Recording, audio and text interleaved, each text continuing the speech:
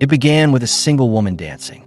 No festival, no music, no reason, just the rhythmic thud of her bare feet against cobblestone, echoing through the narrow streets of Strasbourg. The summer sun shimmered off the rooftops, and the people paused to watch. At first, they laughed. It looked like joy, a strange outburst of celebration in a city heavy with hunger and heat. But joy has a way of turning, and that laughter soon faded into unease. Hours passed. The woman did not stop. Her body trembled, her face drained pale, yet her feet moved as though pulled by invisible strings. Onlookers whispered that she had gone mad, or worse, that she was cursed. By nightfall, torches lit the square as neighbors tried to restrain her. She only screamed, "I must dance." They said her eyes looked beyond them, fixed on something no one else could see. By morning, others had joined her. A dozen at first, then dozens more, men, women, even children, all caught in the same terrible rhythm. The air filled with the slap of saws and the gasp of breath. Some collapsed, only to rise again, driven by a force they could not name. The square became a stage of delirium. Priests crossed themselves, merchants closed their doors. The city of Strasbourg had seen famine, flood, and plague, but never this. As the days turned into weeks, the number of dancers swelled to hundreds. Physicians were summoned, but none could explain it. The church called it divine punishment, a plague of sin. The doctors said it was hot blood, a fever of the spirit. Others whispered of witchcraft, or of Saint Vitus, whose wrath was said to strike sinners with an irresistible compulsion to dance. Whatever the cause, the rhythm would not stop. Authorities tried to cure it with music, believing that if the dancers could finish their frenzy, the madness would pass. So drums were beaten, fiddles played, and bagpipes wailed across the square. The city became an orchestra of suffering, an endless, feverish waltz of exhaustion. Some danced until their feet bled, until bones broke, until hearts failed. And still, the music played. Night after night, families wept as loved ones stumbled through the streets, eyes vacant, bodies jerking to an unseen tune. The air stank of sweat, sickness, and incense. Priests marched through the crowd, chanting prayers that drowned beneath the sound of human feet. Every step was a cry, every movement a plea for release. Yet the city had no cure for madness that looked like joy. Outside the walls, rumors spread faster than the plague itself. They said Strasbourg had angered God. They said the devil had come to dance. But for those within the city, the truth was simpler. They were trapped in something they did not understand. The boundary between body and belief had dissolved, and no one knew where it would end. By August, the streets had grown quiet. The music had stopped. The dancers, once possessed, now lay still, many buried without rites, their names lost in parish records. The few who survived spoke little of what they had seen. One woman was said to have whispered before dying, "The sound never left my head." History would remember it as the dancing plague of 1518, a mystery that defied medicine, religion, and reason alike. But beneath the chronicler's ink lies a deeper truth. What happened in Strasbourg was not madness alone. It was something older, a reflection of fear, faith, and the fragile line between the two. The dance, once thought to be divine punishment, became something else entirely, a mirror. And when the people looked into it, they saw themselves. The summer of 1518 hung over Strasbourg like a fever. The Rhine shimmered under a cruel sun, and the city's narrow lanes smelled of sweat, bread, and desperation. Famine had bitten deep that year. Grain was scarce, tempers shorter still. The people prayed for rain, for mercy, for anything that might loosen the grip of misfortune. What they received instead was a miracle no priest could bless.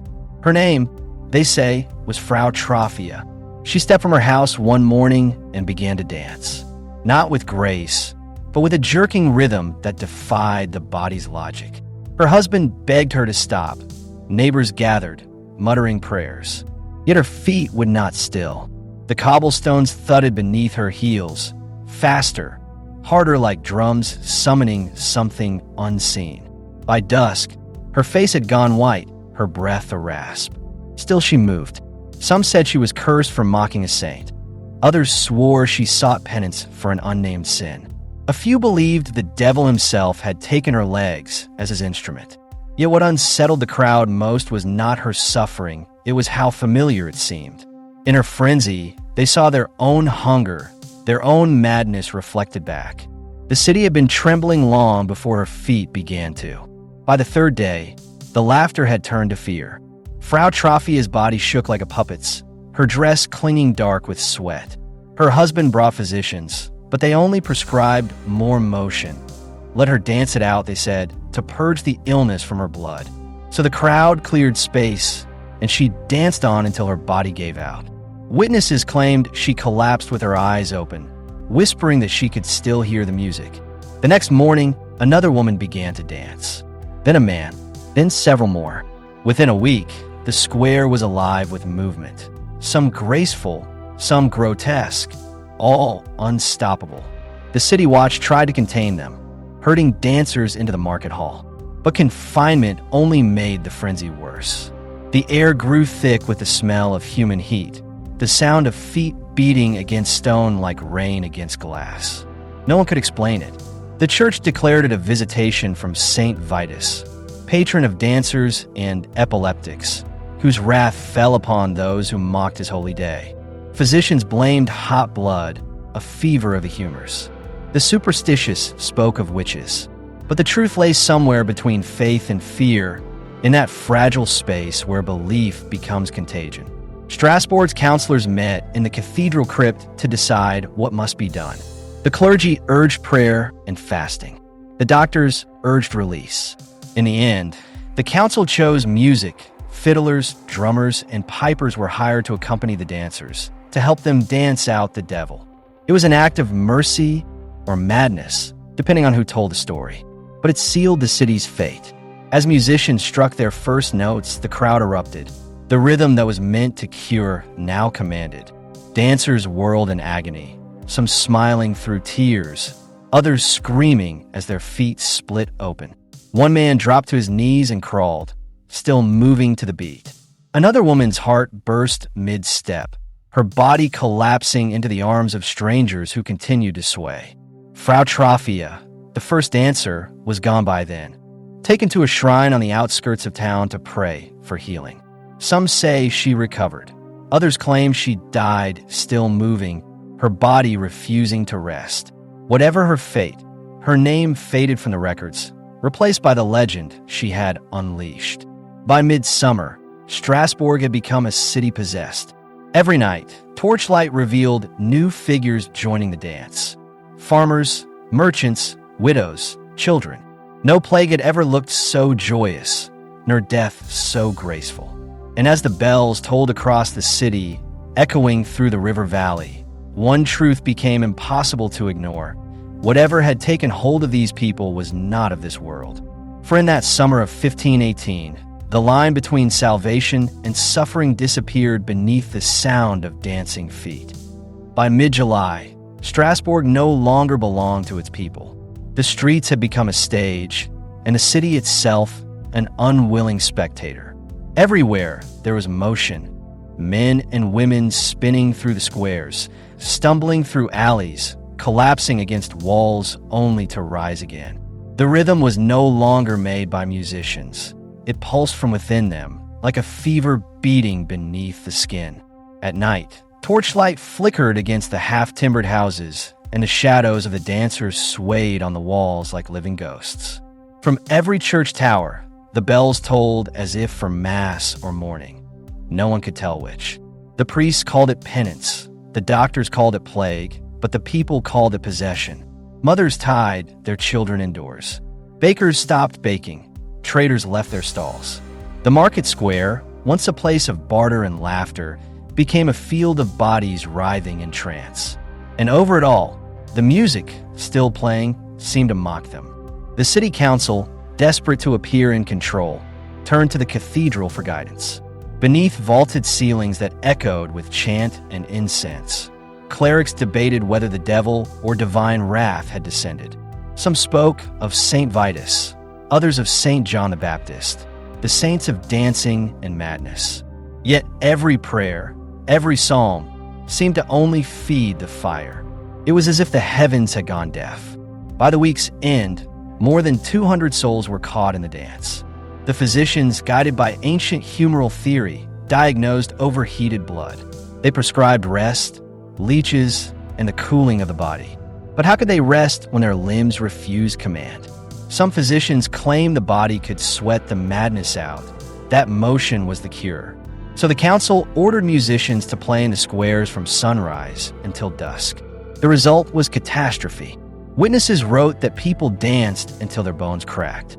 Their feet split open, bleeding across the cobblestones. Some collapsed from exhaustion, trembling on the ground as others stepped over them. Others died mid-dance, faces frozen in expressions of terror and ecstasy. The city had become both hospital and grave. By day, the air shimmered with heat and dust. By night, it thickened with smoke and the metallic scent of blood. Lanterns swung in windows as families prayed for mercy. The clergy processed through the streets, chanting in Latin, sprinkling holy water on the dancers, who recoiled, screaming. Still they moved, the rhythm owning them as completely as hunger or grief. In their desperation, the council erected makeshift stages at the city's edge, hoping to draw the afflicted away from the marketplace. But the dancers followed the music wherever it went, a human tide pulled by unseen gravity. Every attempt to isolate them only spread the contagion farther. Villages outside Strasbourg began reporting the same strange fever. Sudden movement, uncontrolled trembling, laughter that turned to cries. Some chroniclers spoke of mass possession, others of collective sin. A few skeptics whispered of ergot, a poisonous fungus that infected rye, causing hallucinations and convulsions. But to the people living it, none of these explanations mattered. What they saw was divine punishment. What they felt was damnation made flesh. At the height of the outbreak, witnesses claimed to see hundreds dancing beneath the cathedral steps, their faces streaked with tears and ash. Some sang hymns between gasps. Others begged to be restrained. A friar named Johann Kohler wrote that the city shook like a body in seizure, that the ground itself seemed to throb beneath his feet. They danced, he wrote, as though chased by angels with burning swords. The Inquisition began to take notice. Rumors reached neighboring cities, Basel, Metz, even as far as Cologne, that Strasbourg had fallen under Satan's sway. Letters arrived from bishops demanding repentance. The council, terrified of scandal, decreed fasting, confession, and the removal of all music from the streets. But silence did not bring peace. The dancers still heard the rhythm inside them, the pulse of something ancient, older than the church itself. When rain finally came, it washed blood from the stones, but not guilt from the hearts of those who had watched. They had seen joy twisted into torment, prayer turned into panic. And in that sight, they recognized themselves. The plague had not only infected the body, it had unmasked the soul of a city built on faith and fear. As August dawned, Strasbourg no longer prayed for mercy. It prayed for understanding. But none came, only more footsteps echoing in the night, and the haunting question that would outlive them all. What power makes a man dance when his heart begs him to stop? When the fires of panic dimmed, the scholars came with ink and reason. The plague that had driven hundreds to dance themselves toward death demanded explanation, and Strasbourg's clerics, physicians, and chroniclers were eager to supply one. In their parchments, they tried to cage chaos with language to name the unnameable. Yet each theory said more about the age that conceived it than about the dancers themselves. The church was first to speak. To its eyes, there was no mystery at all, only sin and its punishment. The faithful had angered God with pride, greed, and indulgence. The dancing, then, was a divine scourge, a mirror of their own vanity, forcing them to move until they remembered humility. From the pulpit, friars warned that Satan's laughter echoed in their steps. Repent, they cried, for even your joy is blasphemy. And so the people repented. Between steps, between screams, believing that every movement might wash them clean. But not all shared the church's certainty. Among the physicians and natural philosophers, another idea took root, that of corrupted blood. The human body, they argued, was governed by humors: black bile, yellow bile, phlegm, and blood. Imbalance bred illness. The dancers, they said, were victims of an overheated constitution. Too much blood, boiling with desire and delirium. They prescribed cold baths, bleeding, and strict diets. Yet those who tried to cool the body could not cool the soul. One physician, Paracelsus, would later call it choreomania, a mania of movement born from despair and spiritual suffocation. He believed the dancers were not cursed but trapped by emotion, a sorrow that had nowhere else to go. They danced, he wrote, to survive what they could not endure. But this compassion was rare. Most of his peers dismissed it as weakness. For them, suffering demanded punishment, not pity. Still others turned their gaze to the earth itself. In the granaries, where rye was stored through long, wet summers, a strange fungus sometimes bloomed, dark, horn-like, and deadly. Modern scholars would call it ergot, a parasite of grain that releases a poison capable of convulsions and hallucinations. Could the bread have been cursed by nature itself? The theory would come centuries later, but even then, the signs were there: the feverish eyes, the trembling limbs, the unity of delusion. It was a plausible madness, both scientific and merciful. It had solved too little, too neatly. For why did faith burn brighter than fungus? Why did prayer spread the disease faster than bread? The truth, perhaps, was not in the body or the bread, but in the air, the atmosphere of fear that had hung over Strasbourg long before Frau Troffea's feet began to move. Famine had stripped the city bare. Disease had hollowed its faith. The people lived one bad harvest away from ruin, and when hope thinned, imagination took its place. In that pressure, hysteria was born, not from germs, but from a human need to believe in something greater than hunger. Whether saint or sickness, the dance gave shape to their dread. There is power in shared suffering. When one person breaks, we call it madness. When hundreds do, we call it faith. The dancers of Strasbourg did not simply lose their minds. They surrendered them to one another. The movement spread not through touch, but through sight, sound, and suggestion. One woman's trembling became another's salvation, another's contagion. It was as if grief itself had found a language, a rhythm that only the desperate could understand. From their pulpits, priests declared that God was testing them. From their clinics, physicians warned that the blood was cursed. But in the streets, the people saw something else, themselves reflected in the chaos. They danced not to defy God, but to survive him. The music, though ordered by man, seemed orchestrated by heaven or hell. And so, between faith and fever, Strasbourg became a laboratory of belief. In the centuries that followed, historians would divide into camps: the believers and the rationalists. The former saw the dancing plague as proof of the supernatural, a punishment or miracle beyond mortal comprehension. The latter dismissed it as a psychological outbreak, a communal seizure of fear. But both missed something crucial: that madness and meaning are not opposites. They often wear the same mask. When a crowd moves together, when voices echo the same refrain, when terror disguises itself as devotion, something ancient stirs. It does not need demons or divine wrath. It needs only people, frightened and hungry, searching for order in chaos. In that search, even movement can become prayer. To this day, no one can say with certainty what caused the dancing plague of 1518. Was it poison, panic, punishment, or possession? Perhaps it was all of them, woven into one dark rhythm that humanity cannot stop hearing.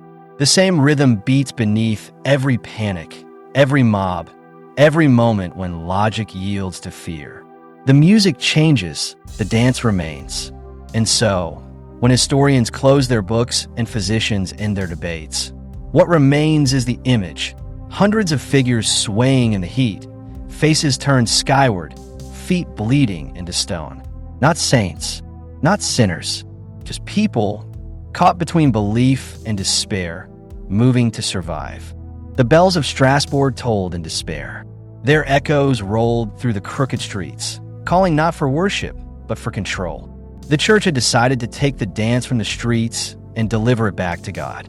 By midsummer, when the fever had claimed dozens and broken hundreds more, the clergy stepped forward with certainty draped around them like vestments. They declared that the plague was not sickness but sin, a punishment sent from heaven to remind man of his fragility. And so, like all punishments, it required confession, repentance, and ritual. At the heart of this ritual stood Saint Vitus, patron of dancers, epileptics, and those who suffered divine affliction. His name had already been whispered in the streets. The people believed that those who had offended him were doomed to dance until forgiven. The church seized this rumor and shaped it into doctrine. The priests decreed that the dancers were under the saint's curse, and only through his intercession could they be saved.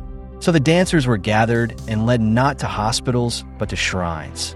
Barefoot, trembling, they were forced to walk beneath banners bearing Saint Vitus's image, a haloed man in chains, smiling serenely as his body burned. They were herded toward chapels built in his honor. Some carried, some dragged, their feet still twitching to invisible music. The priests sang hymns over them, sprinkled holy water, pressed relics against their chests. They believed they were guiding the souls back toward grace. But faith, like fire, can suffocate as easily as it saves. The dancers' bodies convulsed harder under the weight of incense and prayer. The chanting only fed the rhythm that devoured them. For every body that fell, two more joined. The plague fed on attention, and the church, though devout, became its greatest accomplice. At the cathedral, Bishop Albrecht watched from the altar. His sermons had grown frantic, each word trembling between prophecy and panic. He warned that Strasbourg had become a stage for the devil himself, that the dancing was the opening act of the world's undoing. His voice carried through the nave, echoing against marble and fear. "Do not pity them," he cried, "for the serpent dances through their bones. They are not victims, they are vessels." And the people believed him. They believed because believing was safer than doubting. Doubt was heresy, faith was survival. So they fasted, they whipped their backs bloody. They prayed louder than the screams in the streets. The plague of motion was met with a plague of piety. But not all the clergy agreed. In the convent of St. Odile, a young nun named Sister Maria of Kell wrote in her journal that she did not see devils, she saw despair. She tended to one of the afflicted, a girl no older than 16 whose feet were nothing but open wounds. The girl told her she could feel music rising from the earth, that every time she tried to stop, the soil beneath her seemed to breathe and pull her back into rhythm. Maria prayed for her, but not to Saint Vitus. She prayed for silence, for mercy that had no need for spectacle. Her words were never heard. The Inquisition burned her writings decades later. Meanwhile, the city magistrates, seeing the church's methods fail, begged the clergy for restraint. But restraint was not in their language. Instead, they ordered the construction of a new procession, not to heal, but to purge. The dancers were led to the chapel at Saverne, a small town said to hold St. Vitus's miraculous statue. Musicians were hired to accompany them, in hopes that the music would burn itself out. Yet the irony was cruel. The more the drums pounded, the more bodies joined. The rhythm became its own contagion. What was meant to exorcise became invitation. By the time the pilgrims reached the chapel, many had collapsed. Some whispered that St. Vitus himself appeared above the altar, not in blessing, but in laughter. Others claimed they saw angels with broken wings, dancing among them, unable to stop. Whether these were visions or delirium, no one knew. All that mattered was that the fire of faith had consumed another city. Back in Strasbourg, the priests declared victory. They announced that the afflicted had been cleansed, that St. Vitus's grace had returned balance. But the truth lingered in silence. The square where Frau Troffea first danced remained empty. yet the air still hummed, a ghostly echo of movement, faint but insistent. No one dared speak of it aloud. The church had rewritten the story. What began as panic became miracle. What began as hysteria became proof of divine justice. The people accepted the tale because it was easier than the truth that the line between salvation and madness is thinner than any hymn can bridge. In time, the chronicles would record the church's intervention as noble, holy, and just. They would not mention the children who died in the marches, nor the nuns who doubted, nor the families who fled the city and never returned. Faith, after all, writes its own history. And in Strasbourg, history still danced. When the last dancer fell, Strasbourg exhaled. The sound that followed was not peace, it was absence. The drums had gone quiet, the bells no longer tolled, and yet the silence felt louder than the music ever had. In the streets where hundreds had once moved like marionettes of madness, the air hung thick and heavy, as if it, too, remembered. Blood had soaked into the stones. The scent of sweat and smoke clung to the walls. Mothers swept the thresholds where their children had collapsed. The bakeries reopened, but the bread went untouched. The city had forgotten how to breathe without rhythm. The magistrates ordered the record sealed. The clergy declared the curse broken. And the people, the ones who still lived, tried to pretend the dance had never happened. But pretending does not erase memory. It buries it, and in the dark, memory grows strange. Those who had danced spoke little. Their bodies recovered, but their eyes remained elsewhere. Some claimed they could still feel the pulse beneath their feet, faint like a heartbeat underground. Others refused to walk near the square at all. They said the earth there hummed. In the weeks that followed, the church reclaimed the narrative. From the pulpits came triumph. The city had been tested and found faithful. God, they said, had forgiven Strasbourg. But beneath that polished sermon was something raw, guilt. The priests who had led the processions began to fast until their bones showed. A few confessed privately that they had felt exhilaration during the rituals, that the hymns had stirred something they could not name. Their faith had been touched by fever. The physicians fared no better. Their theories of overheated blood and unbalanced humors sounded hollow in the face of what they had seen. They wrote their reports carefully, omitting the moments when their hands had trembled, when they, too, had felt the urge to sway. The city rebuilt itself in small ways. Markets reopened, trade resumed, and laughter, brittle, uncertain, returned to the taverns. But a shadow had settled over the Rhine. No festival was held that summer. No music was permitted in the cathedral square. The magistrates outlawed public dancing altogether. For the safety of the soul, they wrote. But safety is a fragile thing. Those who defied the silence were punished harshly. A pair of young lovers caught waltzing in an alley were paraded through the streets in chains. Their punishment was not death, but humiliation. The church had learned that fear worked better than fire.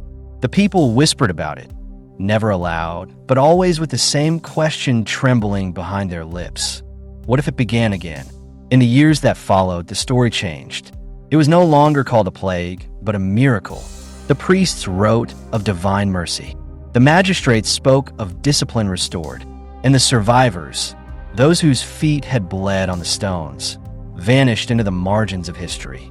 One of them, an old woman named Margaret Laufer, left behind a single letter. She wrote that she remembered the heat, the sound, the way the air itself seemed to shimmer. She said that when she closed her eyes, she still heard it, the music that was not music. It was not madness, she wrote. It was something that wanted to be seen. Her words were never published. The Inquisition confiscated the letter and locked it in the archives of Mainz, where it gathered dust for centuries. Only fragments remain today. The plague never returned to Strasbourg in that same form, but smaller outbreaks, whispers of movement, appeared in other towns. In Basel, Aachen, and Metz, the dance resurfaced like a ghost that refused to stay buried. Each time, the church arrived first, carrying relics and incense, ready to burn away what it could not understand. And yet, the question lingered. Why did it stop? Some said exhaustion. The human body can only endure so much torment. Others said divine mercy, that God had finally closed his hand around his trembling creation. But there were those who believed the truth was darker. The silence itself became the cure. Once the drums stopped, once the crowds dispersed, the city was left with nothing to follow. The rhythm had fed on attention, on eyes that watched, on voices that prayed, on fear that echoed. Without an audience, the madness had starved. But starvation leaves scars. For decades, no musician dared play openly in Strasbourg. The organ of the cathedral stood untouched, gathering dust, its pipes like ribs of a sleeping beast. Festivals of joy became festivals of penance. Weddings were conducted without song. A city that had once danced now marched to the sound of restraint. Centuries later, chroniclers would write about the dancing plague as if it were a fable, a cautionary tale of faith and folly. But what those chroniclers did not hear was the silence that followed, a silence so deep that it became its own kind of sound. In that silence, Strasbourg changed. The citizens became devout, but their devotion was brittle, a mask worn to keep the past from breathing again. The church grew richer, the poor more fearful. Every cough, every shiver, every strange dream was watched with suspicion. The memory of the dance became a weapon, a reminder of what happened when people lost control. The children of the dancers grew up to deny their parents. They spoke of the event as a rumor, a fever dream whispered by sinners. But in private, some still woke at night, hearing footsteps in the courtyard, light and rhythmic, fading into the dark. In 1526, a preacher named Johann Knobloch dared to speak of the plague in his sermon. He said the dancers had been prophets, that they had felt God's sorrow, not his wrath. The next day, his chapel was burned to the ground. His body was never found. The silence had learned to defend itself. Today, historians read the records and debate the causes. Ergot, hysteria, collective stress. They write papers and footnotes, counting corpses like statistics. But numbers cannot capture what was lost. The plague did not only take lives, it took trust. Trust in faith, trust in reason, trust in the quiet spaces between the two. And perhaps that is why the story still haunts us. Because the dance was never about movement. It was about surrender to something unseen, unstoppable, and unexplainable. In every era, we find new ways to move to its rhythm. We call it panic, we call it mass psychosis, we call it hysteria. But beneath the names, it is the same music, the human heart, trying to find meaning in chaos. So when the scholars finish their lectures and the priests finish their prayers, what remains is this: a city that learned to fear joy, streets that remember the echo of footsteps long gone, and silence, the kind that hums like a song half forgotten. Because sometimes the scariest thing in history is not the noise of madness. It's the quiet that comes after. The silence that followed the dance should have buried it. Yet some stories refuse to stay dead. They seep into parchment, into rumor, into the trembling voice of a priest warning his flock. The plague that began with footsteps became a ghost that walked through centuries, unseen but always heard. When the last fires cooled in Strasbourg, the chroniclers began to write, their quills scratched in candlelight, each stroke shaping a different truth. To the church, it was a tale of divine punishment. To physicians, a curious disorder. To the people, a memory they dare not name.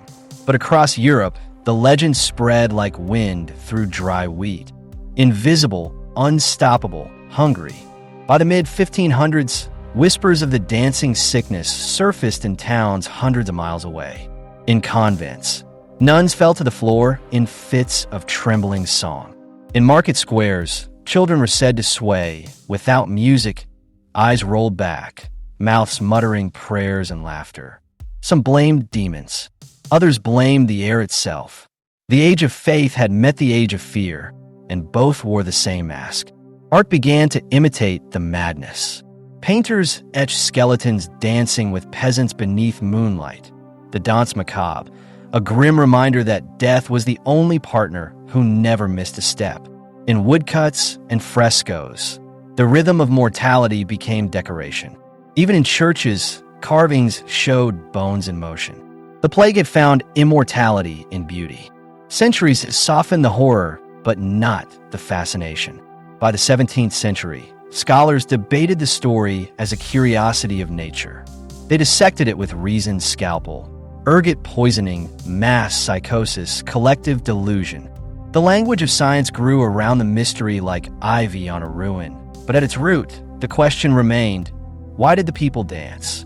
No theory could explain the heat of ecstasy, the unison of despair, the way belief and body had fused into frenzy.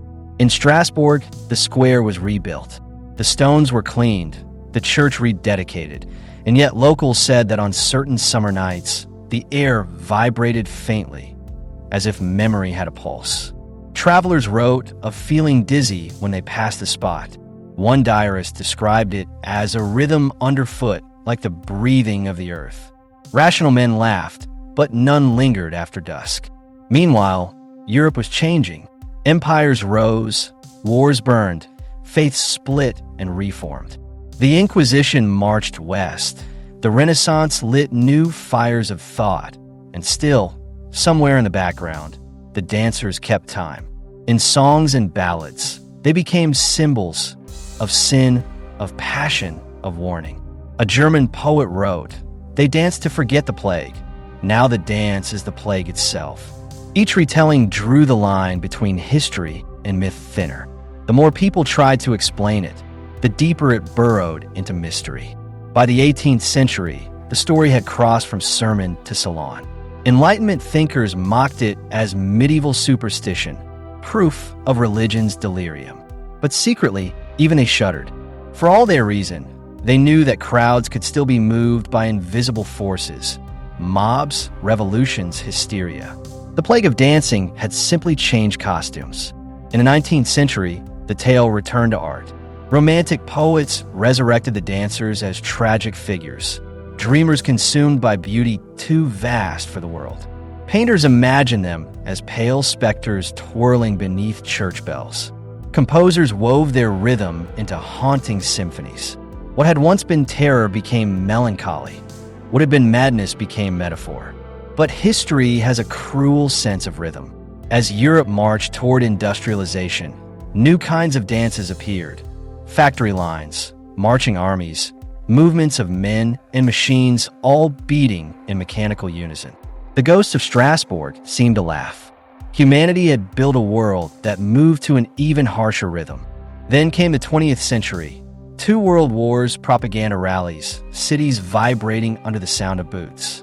Psychologists studied the mob mind. Sociologists dissected collective behavior. But the heart of it was not new. The old dance had simply found louder drums. One historian wrote, "Every century invents its own Strasbourg." He was right. By the time television arrived, the story had become a curiosity again. Documentaries narrated it with detached wonder. Novels turned it into allegory. Scientists suggested fungi, stress, trauma, anything that could fit neatly into data. Yet in every laboratory explanation, something was missing, the ache of belief. What drives people to lose themselves together? To surrender logic for rhythm? That question still had no answer. In the archives of Basel, a scholar uncovered the lost fragments of Margaret Laufer's letter. The words were faded but legible. I think it wanted to show us something. We were the mirror and the fire at once. Her handwriting trembled, as if written in motion. The scholar published it. Readers dismissed it as hysteria. But artists understood. Within a year, the quote appeared graffitied on walls from Berlin to Paris. We were the mirror and the fire. The old plague was speaking again, through ink and rebellion. Modern historians began calling it collective trance, psychologists, mass motor delusion. But the term that stuck in popular memory was simpler, the dance of death. And though centuries had passed, it still felt close. When protests turned violent, when crowds surged as one, when online frenzies consumed nations overnight, journalists invoked Strasbourg. The metaphor lived, wearing a digital face. Now, in the 21st century, the story haunts more screens than sermons. Documentaries stream its echo, TikToks mimic its rhythm, and YouTube thumbnails frame it as the craziest event in history. The dancers, once nameless, now have views. Their agony, preserved in pixels, loops endlessly. Entertainment born from despair. The plague has become content. Yet behind the algorithms, the core remains unchanged. The world still trembles between faith and reason, fear and fascination. Our crowds still move to unseen music, not from drums, but from data, from panic, from hope. We dance in our own ways now. Markets crash, hashtags rise, mobs gather online. The tempo is faster, but the steps are the same. If the people of Strasbourg could see us, perhaps they would recognize the rhythm, the contagion of emotion, the surrender to collective motion, the same desperate wish to be lifted from isolation, even if it means falling together. In that sense, the plague never ended. It only learned new choreography. In Strasbourg today, the cathedral still stands. Tourists walk the same square where the dancers fell. They buy postcards, take photos, laugh. Few know the ground beneath them once beat like a drum. But some nights, when the wind slides through the narrow alleys, the bells echo with strange syncopation. Guides call it acoustics. Locals don't speak of it. History, after all, has learned the value of silence. And yet, every few decades, a scholar, an artist, or a dreamer hears the faint rhythm and listens. They write new books, compose new scores, paint new movements, all searching for meaning in the madness. Because the plague's greatest trick was not its horror. It was its poetry. It reminds us that civilization is only ever one heartbeat away from surrender. That reason can fracture under rhythm. That faith and fear can share the same tune. The echo continues in art, in memory, in us. Because somewhere deep in the marrow of humanity, the music never stopped. There are moments in history that never really end. They fade, yes, but like smoke in the rafters, not like light extinguished. The dancing plague of 1518 was one of them. It began as a tremor of feet, a fever of faith, a crisis no one could name. And yet centuries later, its echo still trembles beneath the surface of us all. The records end with silence. The scribes stopped writing, the priests stopped warning, and the city of Strasbourg went on as if forgetting was forgiveness. But history never forgets, it only waits. If you walk those streets today, the cobblestones still bear the scars of weight pressed into them by desperate bodies. Stone remembers what paper tries to hide. It remembers the shuffling of feet that would not stop, the whispered prayers that became screams, the music that played long after the instruments were gone. When we tell the story now, we like to pretend we understand it. We say mass hysteria, we say ergot, we say stress. But those words are bandages, not answers. The people of 1518 were not so different from us. They were afraid. They were hungry for meaning. They were searching for something to make the silence go away. They found it in motion. There is a cruel beauty in the idea that human beings, when pushed beyond reason, return to rhythm. That the body remembers what the mind forgets, how to surrender. The people of Strasbourg danced because they were trapped between terror and hope, and sometimes the only way out is to move. The last records speak of a woman named Frau Troffea, the first to dance. History does not say what became of her. Some say she died. Some say she was healed by a pilgrimage to the shrine of Saint Vitus. But in truth, her story never ended. She became a myth, and myths do not die. They move. The city buried its fear under cathedrals and commerce. But the plague became a warning written into the soul of Europe. That faith and madness live in the same house, and sometimes they share a heartbeat. Centuries later, when new plagues swept the world, not of dance, but of violence, war, and ideology, the rhythm returned. We did not call it that. We called it marching. We called it chanting. We called it trending. Every generation finds its own way to lose itself together. The human heart is a drum that does not learn. It beats to belong. And when fear spreads, that beat becomes contagion. In the archives of Basel, there is a final entry in a monk's ledger, dated August 1518. It reads, "The silence has fallen, but I do not trust it. Neither should we, because the silence after madness is never peace. It is the pause before the next song, a warning that the dance can begin again, in any form, at any time, in a city square or a screen glow. The dancing plague was never just about Strasbourg. It was about us, our capacity to follow the beat of belief, even when it leads to ruin. It is the mirror we turn away from because we see too much of ourselves in it. The crowd that laughed and wept and moved until their bones broke were not ancient. They were timeless. Their plague was a language we still speak. Only now we call it news cycles, memes, movements. The world still dances, but the music has changed. And yet, there is hope hidden in that darkness. The same instinct that makes us follow also lets us feel together.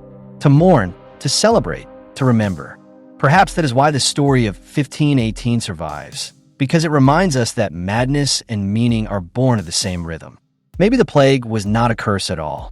Maybe it was a cry, a plea from a world out of balance, asking to be seen, heard, felt. If we listen closely enough, we can still hear it. A beat beneath our busy lives, quiet but persistent, like a heart that has forgotten how to rest. In Strasbourg, there is a small plaque on a stone wall. Few tourists notice it. It reads, "Here, in the summer of 1518, the people of this city danced." No explanation, no condemnation, just a sentence, a confession etched in stone. And if you stand there long enough, when the sun sets and the crowds fade, you can almost hear it again. The soft rhythm of feet, the distant hum of a song without source. It does not frighten you. It simply reminds you that history is alive, that we are still part of the dance. So when this video ends and the screen goes dark, remember this. Every story you hear in dark history is a footstep in that same ancient circle. Some dances end. Others wait for the right moment to begin again. If you think the dance of 1518 was the end, think again. History is still moving, and we are all still keeping time.